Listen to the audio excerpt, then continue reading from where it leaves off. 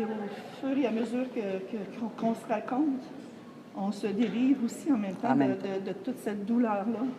Alors, n'hésitez pas.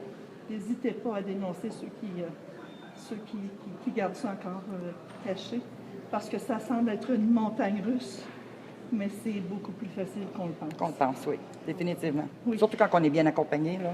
Quand on a le bon support, on a les bonnes personnes. Dénoncer. Comment vous vous sentez face à votre père? Est-ce qu'on a pardonné? Est-ce qu'on a encore de la haine? Comment on se sent aujourd'hui? Ben, moi, je vais répondre pour moi. Moi, mon père, ça fait longtemps qu'il n'existe plus pour moi. Là. Il est comme... Fait que jamais je vais lui pardonner. Ça, je dis tous les jours, les blessures, on va penser les blessures, mais les cicatrices restent. Mais le pardon, en tout cas, moi, de ma part, je ne répondrai pas pour ma soeur, mais moi, le pardon, il ne l'aura jamais. Ça ne se pardonne pas. C'est impardonnable. Moi non plus, je ne lui ai pas pardonné. Et je vous dirais qu'il me laisse totalement indifférente maintenant. Totalement. Et là où il est, c'est là où il mérite d'être. Oui. Et encore plus quand ce sera le temps de s'en aller ailleurs. Et comme d'habitude, il est fidèle à lui-même. Bien, naturellement, il a produit une nouvelle requête farfelue, comme d'habitude. Mais bon, c'est lui. Alors, on va faire face comme d'habitude.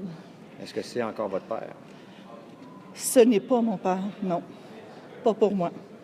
Je n'étais pas sa fille, selon lui, mais pour moi, c'est pas un père, c'est un minable, tout simplement. Et vos... La même chose.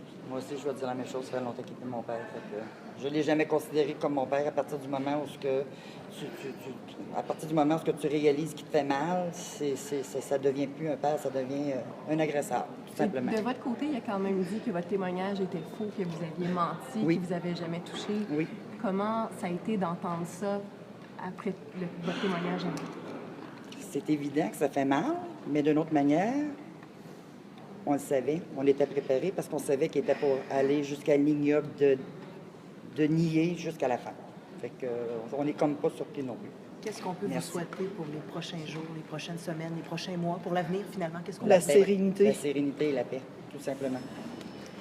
Est-ce que vous voulez la prison pour ton frère, par exemple, ou d'après-vous, est-ce qu'il a payé? Ah oui, définitivement, il faut qu'il paye. Moi, je dis tout le temps, le maximum pour le maximum que nous, on a eu, c'est la moindre des choses. J'aimerais juste terminer, d'abord, en remerciant les deux organismes sur lesquels on s'est appuyé dès le début, CAVAC, CALAS, et les intervenantes Sophie Lévesque et Émilie Grenon. Ça a été deux organismes essentiels pour nous pour cheminer dans notre processus. Sans elles, on ne serait pas ici. Et bien entendu, les enquêteurs au dossier, Mme Gagnon, M. Bourque et la procureure, formidable procureure, qui a fait un travail colossal. Alors, merci à tout le monde. Et mes deux filles, mes enfants, en fait, mes trois enfants qui sont là, malgré que ça a bouleversé leur vie, eux aussi. Mes deux filles sont là depuis le début. Et je vous remercie d'avoir respecté leur identité, mais aussi d'avoir caché leur visage pour respecter leur anonymat. Merci, je vous aime, les filles.